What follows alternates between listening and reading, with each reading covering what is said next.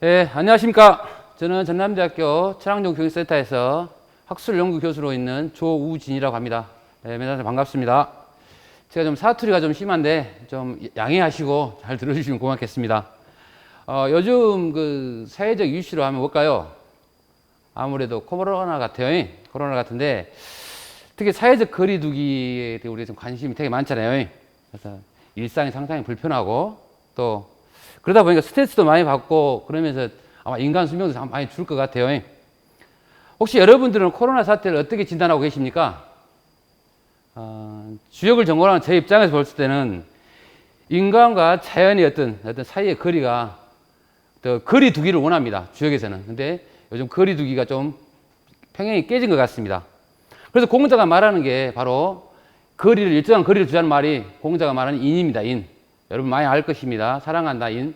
또 사랑도 너무 가까워지면 우리가 그 구속이 되죠. 또 너무 멀어지면 또 소원해지고요. 그런 것처럼 타자와 나와의 거리가 상당히 중요한 것 같습니다. 그래서 타자와 나와의 거리를 이야기할 때 특히 공자는 서라고 합니다. 서라는 것은 뭐냐면 내가 하기 싫은 일을 남에게 시키지 말라. 혹은 내가 하고자 하는 일을 남도 하게 하라.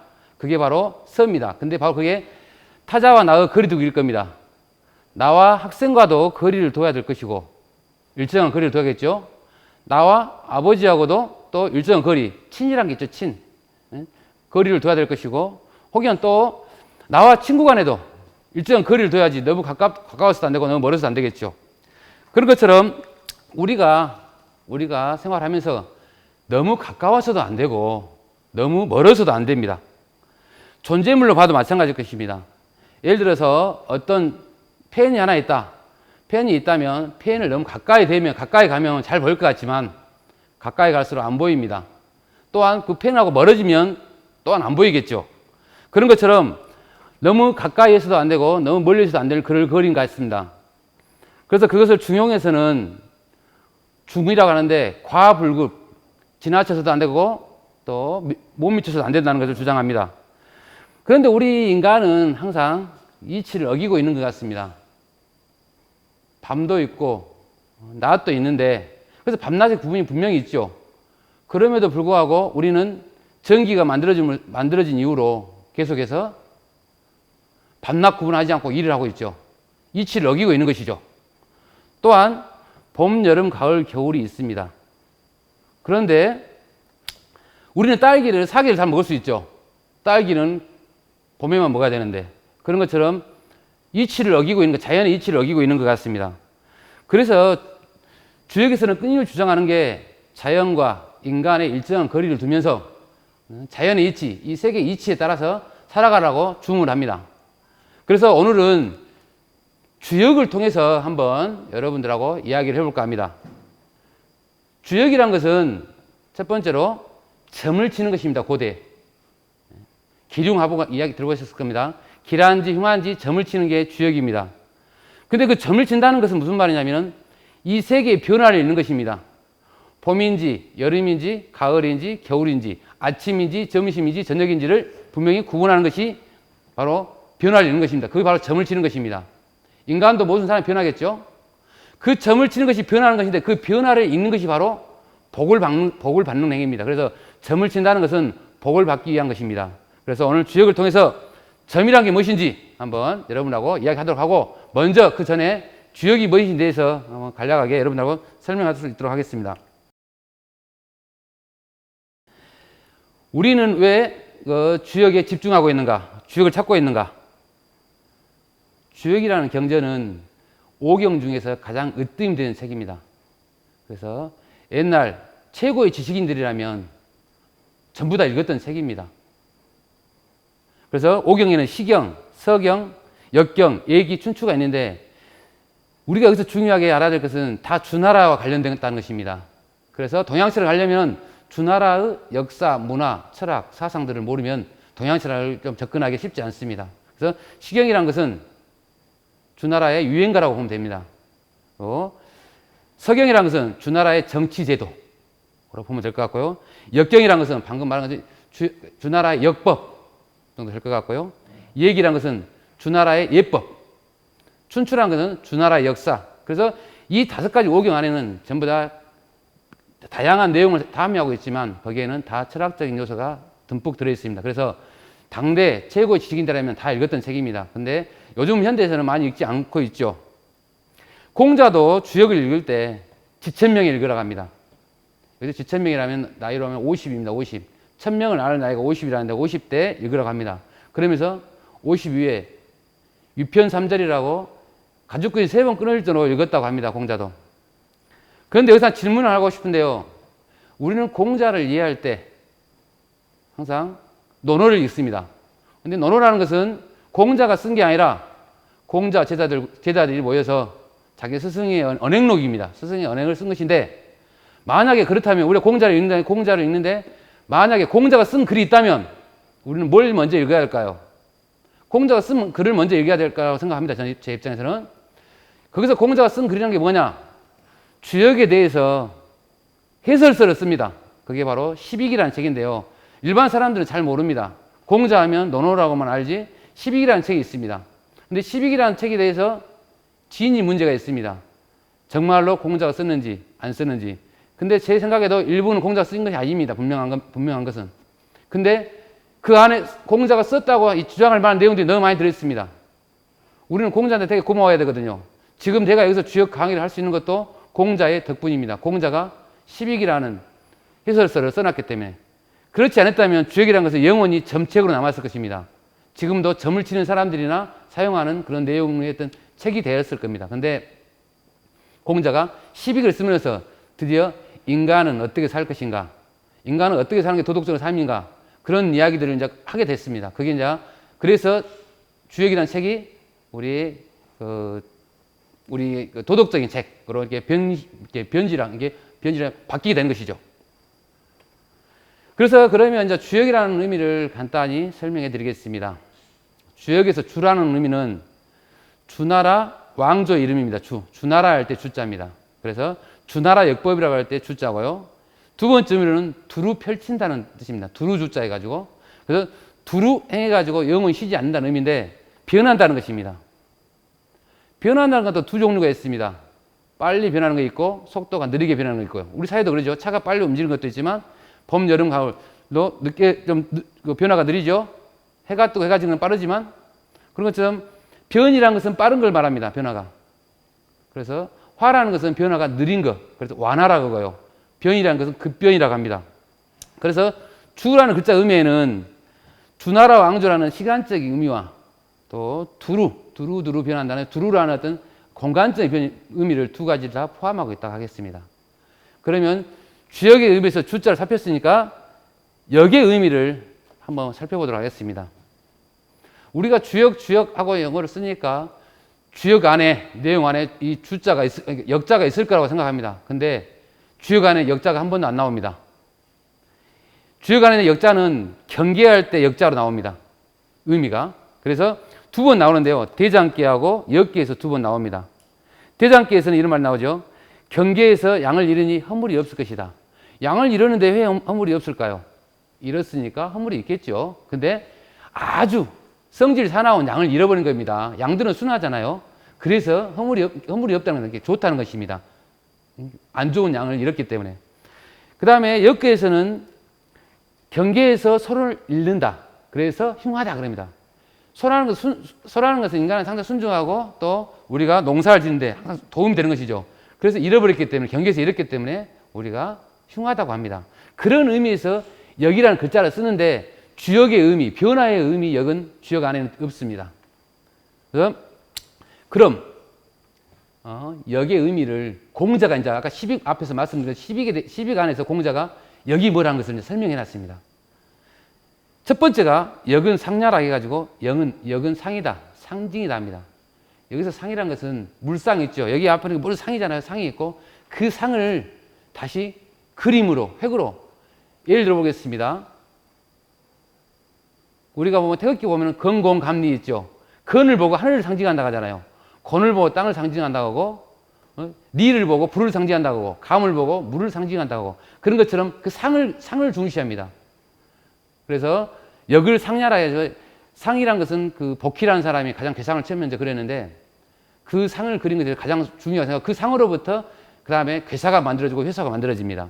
그런 내용은 좀 복잡하긴 한데 아무튼 상은 상냐라는 의미에서 상이 상당히 중요하다는 것입니다. 여기서는. 두 번째 정의라 합니다. 처음으로 정의하는 게 나옵니다. 역이라는 걸 정의하는 게 생생위지역이라고 합니다. 낳고 낳는 것을 역이라 한다 라고 합니다. 여기서 낳고 낳는다. 낳고 죽어야 되는데 왜 낳고 낳는다 하냐면 낳으면 반드시 죽잖아요. 이치는. 세상 이치는 뭐가 나오면 다 사라지잖아요. 근데 안 나오면 사라질 수가 없잖아요. 그래서 계속 낳는다는 겁니다. 낳는다.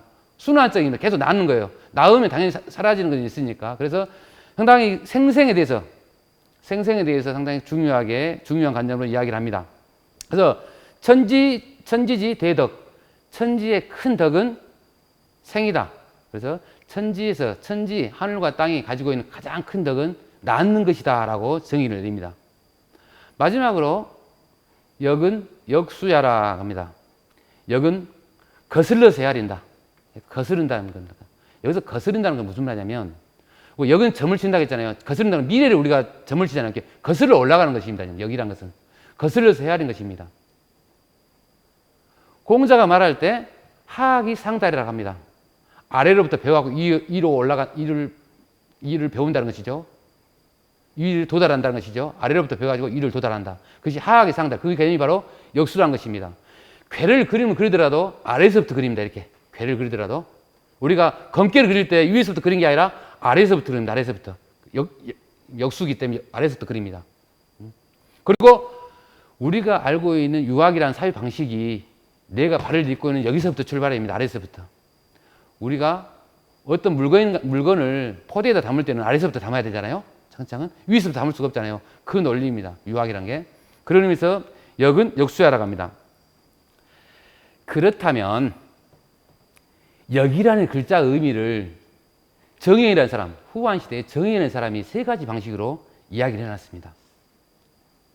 첫 번째가 이간이라고 합니다. 이간. 여기 역간이라고 읽으시면 안 되고 이간이라고 읽어야 됩니다. 쉬울 이자, 간단할 간자입니다. 역이라는 글자 안에는 쉽고 간단하다는 의미가 들었다는 것입니다. 하늘이 베풀면 땅은 그대로 따르면 되잖아요. 그러죠? 제가 오른발 가면 당연히 왼발 나오면 되잖아요. 아주 간단하다는 것인데 쉽고.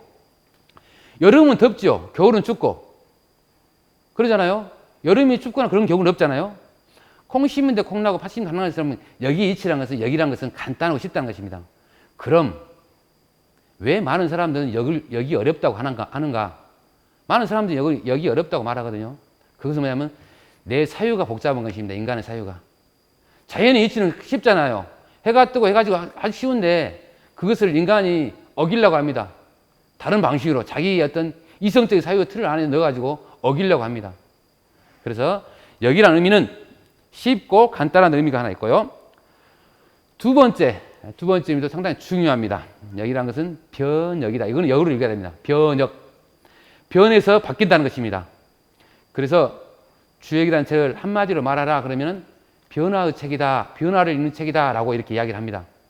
세상의 변화를 읽는 책이다. 그래서 자연 세계의 변화를 이해해가지고 그 변화를 인간의 세계의 변화까지 이해하려고 하는 것이 주역입니다.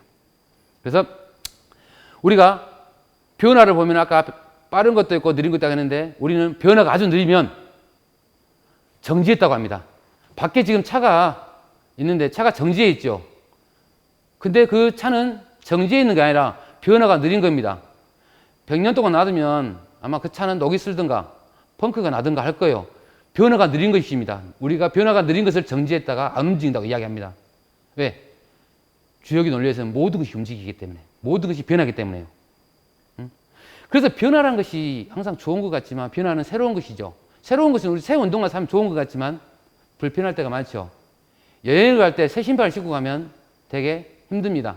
여행 갈 때는 반드시 평소에 신었던 익숙한 신발을 신고 가야 됩니다. 그렇지 않으면 그 다음날 발 뒤에 물집이 잡혀가고 걸을 수가 없습니다. 이게 새로운 것이 항상 좋은 것 같지만 새로운 것은 어색하고 나를 조금 불편하게 만듭니다. 이게 변화는 항상 나를 불편하게 만들어요. 그래서 그 변화를 알고 싶은 겁니다. 사람들이. 불편한 것이기 때문에 빨리 알아서 그 변화를 대체하기 위해서 내일 어떤 상황이 변하게 되면 그것에서 그 변화를 대체해야 되기 때문에 그래서 우리가 변혁의 의미가 또 하나 있고요. 세 번째는 불력입니다. 변하지 않는다는 겁니다. 계속 지금 제가 변화를 이야기했는데, 변화가 간단하고 쉽게 변한다고 계속 이야기했는데, 갑자기 불력을 이야기했습니다. 변하지 않는다. 변하거나 바뀌지 않는다는 겁니다. 그 말은 뭐냐면, 이 세상이 이제 변한다는, 그 변한다는 이치만큼 변하지 않는다는 겁니다. 불변한다는 겁니다. 물이 흐르죠. 물을 흐르니까 변하죠.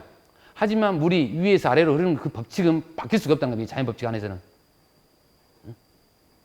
이 변한다는 그 사실 자체는 절대 변할 수가 없다는 것입니다.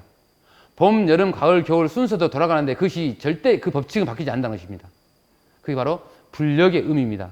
그래서 정의하는 사람은 이간, 그 다음에 변역, 불력 세 가지 입장을 이야기합니다. 또 주의는 교역도 이야기하는데요. 거기까지는 많으니까 일단 세 가지 정도로 간단히 정인이 말했던 것으로 정리하겠습니다. 그렇다면 주하고 역의 의미 두 가지를 살펴보았는데 주역이란 그럼 무엇인가? 정리해서 보면 주역이란 것은 주나라 시대의 변화를 잇는 책입니다. 하늘의 법칙을 인간의 법칙으로 이렇게 삼으려고 한 것입니다. 하늘의 법칙. 예를 들어서 하늘의 법칙이 해가 뜨고 해가 지면 성실하죠. 그래도 그 성실함을 인간이 닮아야 된다는 것입니다. 나의 삶도 하늘이 해가 뜨고 해가 지고 봄, 여름, 가을, 겨울 오는 것처럼 나도 내 삶도 항상 그런 변화를 똑같이 익숙해 맞춰 가야 된다는 것입니다. 그렇다면 여기서 변화를 읽는다는 것은 뭐냐? 점을 치는 것입니다. 점을 치는 것. 그렇다면 점이 도대체 무엇일까? 지금부터 점이 뭔지 한번 간단히 살펴보도록 하겠습니다. 점이라는 것은 일단은 주요 글자들은 고대 갑골문 나올 때부터 글자들이기 때문에 글자 자체를 파자를 시켜봐야 됩니다. 우리 근대 나오는 그런 글자들이 아니기 때문에 파자를 시켜야 되는데, 점이라는 것은 점복자하고 입구자가 합쳐진 겁니다. 이 점복자라는 것은 뭐냐면은 거북이 백껍질로 점을 치는데 점을 칠 때 갈라집니다. 두 방향으로. 그 갈라지는 글자의 형태를 말해가지고 복자라고 쓰고 있습니다. 입구자는 다 아시겠죠? 사람이 말하는 것이죠. 점이 갈라지고 길흉으로 갈라진 걸 보고 사람이 말해주는 걸 보고 그 보여주는 형상을 보고 말해주는 걸 보고 점이라고 합니다. 이게 점의 의미, 기본적인 의미가요. 그래서 거북점을 쳐가지고 점의 내용을 말해주는 것이 바로 점입니다. 점 내용, 어떤 결과물을 말해주는 것이. 그렇다면 고대의 점이라는 것은 또 상당히 제사하고 관계가 많이 있습니다. 뒤에서 그것 좀 더 부연 설명하겠습니다. 그래서 점을 칠 때에는 무심함으로 쳐야 됩니다. 사심이 들어가면 안 됩니다. 내가 예를 들어서 내일 돈을 많이 벌 수 있을까 못 벌까, 그런 점은 이 주역의 점에서는 전혀 답을 주지 않습니다. 큰일, 중요한 일들을 점을 쳐야 됩니다. 누구나도 공유할 수 있는 점을 쳐야 되는 것이 주역점입니다. 그러면 주역점의 논리를 간단히 하나 더 설명해 드리면, 천원지방이라고 한자가 있습니다. 천원지방.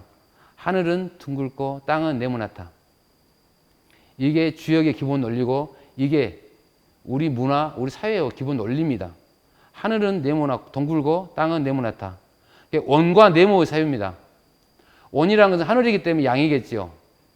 네모는 땅이니까 음이겠죠. 여기서부터 음양의 논리가 나오기 시작합니다. 거북이를 볼까요? 왜 고대에 점을 칠 때 거북이를 점을 쳤을까요? 다른 것도 많이 썼을 텐데 거북이를 점을 쳤던 건 또 우리가 한번 생각해 봐야 될 거 아니에요? 거북이라는 건 인간보다 훨씬 더 많이 삽니다. 대략 300년 정도 살죠. 인간의 3배, 4배 살죠. 100년 잡더라도 3배는 살겠죠. 그래서 신물이라고 합니다. 신물. 아주 신령스러운 물로 봅니다. 고대 사람들은 거북이를. 근데 거북이라는 것은 바다와 육지를 왔다 갔다 하죠. 또 물속도 가고 육지도 왔다 갔다 하기 때문에 보통 어떤 그런 사물을 보지 않죠. 그런데 거북이로 점을 치는 이유는, 다시 제가 동그란 거하고 네모 사이한다면 거북이 등은 둥글잖아요. 그러죠. 그 다음에 뭐예요? 거북이 배는 납작하니 네모나죠. 우리가 혹시 그런 거 들어보셨으면 전점이라고 해서 전점, 동전을 점치는 거. 동전을 딱 던져가고 점을 치잖아요. 앞면 나오고 뒷면 나온 거. 그때 점을 칠 때 뭘로 치냐면 상평통보로 칩니다. 우리가 생각하는 지금 점이 아닙니다. 우리 점점 그걸로 치는 게 아닙니다. 상평통보로 보면 위에는 뭐예요? 동그랗잖아요. 가운데는 또 네모났잖아요. 그게 기본 원리입니다. 그래서 네모 사유와 동그라미 사유가 이제 나중에 저 지쪽에서는 그걸 많이 이야기할 텐데 그 사유가 상당히 우리 사회를 이끌어왔던 사유입니다. 그렇다면 윷놀이 볼까요? 윷놀이. 우리는 윷놀이라고 하잖아요. 새해 첫날 가족들이 모여서 윷놀이를 하죠. 근데 그 윷놀이는 지금은 윷놀이지만 옛날에는 점치는 행위입니다. U짝을 딱 절반 쪼개갖고 보면은 위에는 둥글고 아래는 네모나잖아요. 그렇죠? 그게 바로 이제 하늘과 땅의 이치로 점을 치는 겁니다. U판을 보세요. 동그라미에 이게 십자 그랬죠. 십자는 땅을 상징합니다. 여러분들 도장 있을 거면 도장 보세요. 동그란 건 네모난 게 없잖아요. 나의 모습도 보십시오. 나의 모습도 위에는 동그랗죠. 밑에는 네모나죠. 초가집을 보세요. 위에는 둥그랗고 밑에는 네모나잖아요. 모든 게 동그란 거하고 네모난 사유입니다. 청와대 봐보세요. 청와대. 밑에는 네모나지 위에는 동그랗습니다. 누가 그렇게 하지 않아도 그렇게 합니다. 그게 기본 사유입니다. 동그라미하고 네모 사유. 그래서 기둥을 보면 대부분 네모와임은 동그라미입니다. 기둥을 보면은. 그런 것처럼 기본 원리가 이게 점을 치더라도 원리가 천지, 하늘과 땅의 이치에 원리로 점을 쳤다는 것입니다. 그렇다면 도대체 점은 누가 쳤을까? 옛날에 주나라 때, 주례 중간편에 보면 점치는 관리가 있습니다. 아예. 조선시대에도 점치는 관리가 있습니다. 근데 이때 주례 때 점치는 관리가 있는데 그 사람은 어떤 점을 치냐면 삼력을 관장했다 그래요. 삼력. 여기서 삼력을 하면은 처음 들어보신 분들 많이 있을 텐데 하나라, 하운주를 말하면 하운주. 우리가 주나라의 하운주 이야기를 할 때는 쉽게 말하면 역사시대입니다. 하운주 이전에는 신화의 시대고요. 사망, 오제하고 신화의 시대고 하나라, 은나라, 주나라로부터 시작하면서 진나라로 가는 게 역사의 시대가 출발점입니다. 그래서 하나라 때 연산력이 있었는데 지금 하나라는 고고학적으로 고증이 안 되어 있습니다. 그래서 일단은 하나라 때 연산력이 있었다고 합니다. 산을 상징하는 강깨를 맨 앞에 나옵니다. 괴는 순서가 있거든요. 근데 거기서 맨 앞에 강깨를 놓습니다. 그래서 모든 산이 이어졌다는 것입니다. 우리가 살고 있는 이 세상의 산들은 다 이어졌다 해서 연이어졌다 해서 연산력이라고 합니다. 그런 역이 있었고 또 하나는 은나라 때 귀장력이라고 합니다. 귀자는 돌아가서 숨긴다는 것입니다. 그래서 모든 만물들은 어디로 사라집니까? 우리 인간을 봤을 때 이렇게 공중에도 사라진 것 같지만 땅으로 다 들어간다고 생각합니다. 모든 존재물은 땅으로 흡수해서 들어간다고 생각합니다. 그래서 귀장력. 그래서 공깨, 땅을 상징하는 공깨를 귀장력이라고 합니다. 세 번째, 우리가 지금 앞으로 계속 이야기할 주역입니다. 주역이라는 것은 하늘을 상징합니다. 하늘로부터 모든 존재가 나왔다는 것입니다. 근데 이 세 가지 역을 태복이라는 그 관리가 관장을 했는데 중요한 것은 하나라 때 연산력이라 했지 은나라 때 기장력이 존재하지 않습니다. 지금 모르죠. 앞으로 고고학적으로 발굴해가 나올지도 모르겠죠. 하지만 아직까지는 존재하지 않고 이런 것이 있다는 정도만 나와 있습니다. 하지만 주역은 유일하게 존재하고 있습니다.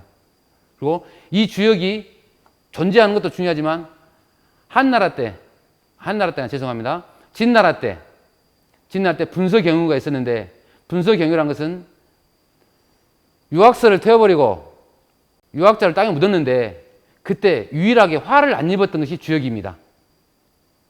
그래서 오경을 정리할 때 주역을 끼워 넣은 겁니다. 그 전에는 오경으로 해가지고 왜냐하면 점서기 때문에 많은 사람들이 안 봤거든요.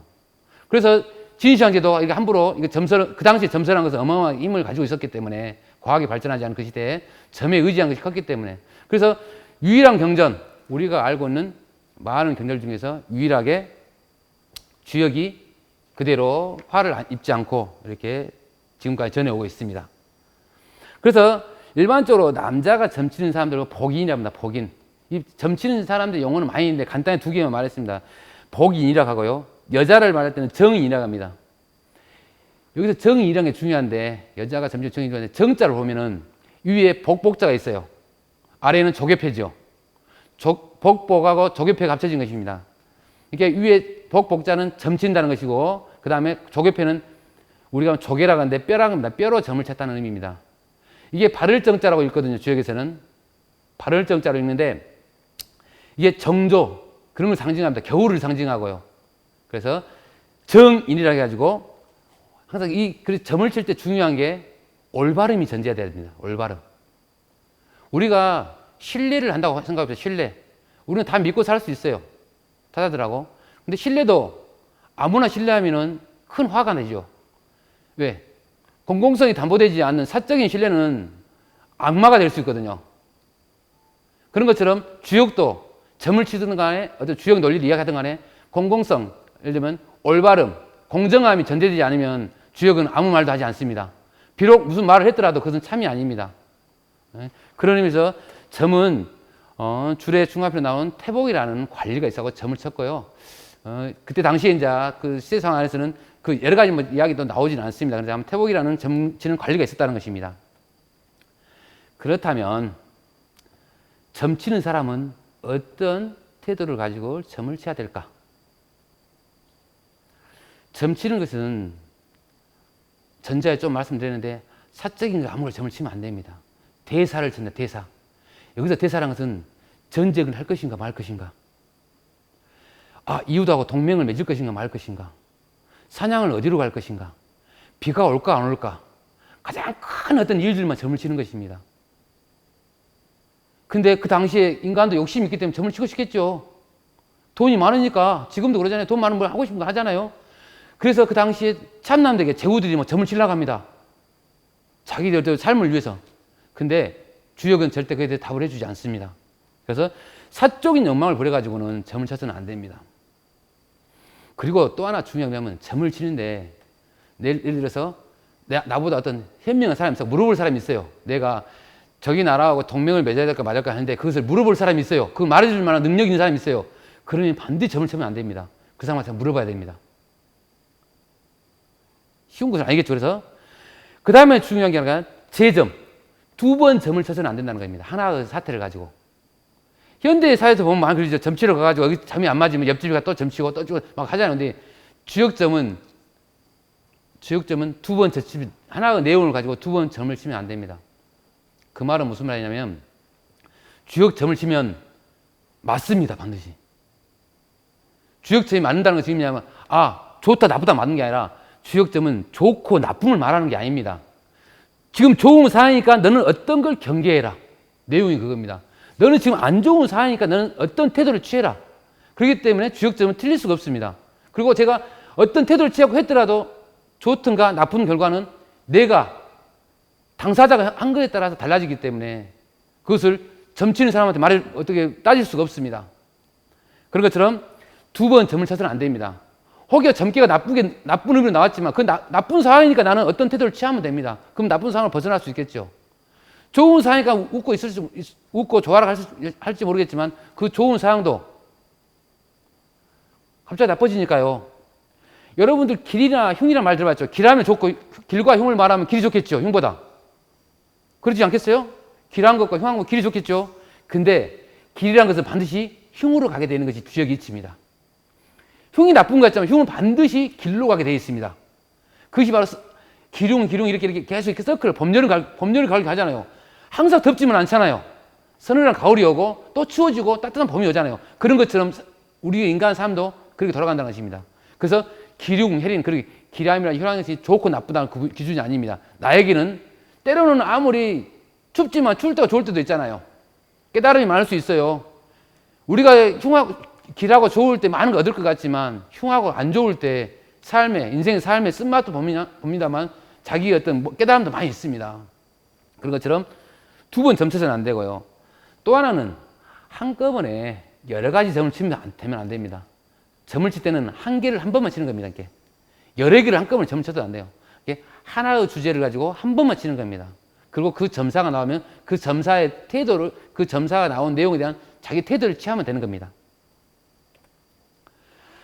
그러면 점을 계속 이야기했으니까 점 치는 방법에 대해서 아주 간단히 설명하겠습니다. 점 치는 방법만 강의하려고 해도 1시간, 2시간이 좀 넘어갑니다. 근데 간단히 말씀드리겠습니다. 점 치는 방법 안에서는 뭐가 있냐면 우리 숫자가 있죠. 1부터 10이라는 숫자가 있습니다. 기본적으로 상수역에서 숫자로 이야기를 하는데 1부터 여기 이제 점 치는 것이 상수역이겠죠. 상과 수로 점을 이야기를 하는 것입니다. 그래서 숫자 1부터 10이 있는데 하늘은 수는 양수라고 해가지고 1, 3, 5, 7, 9라고 합니다. 땅은 음수라고 해가지고 또 하늘 땅 이야기가 지금 땅은 2468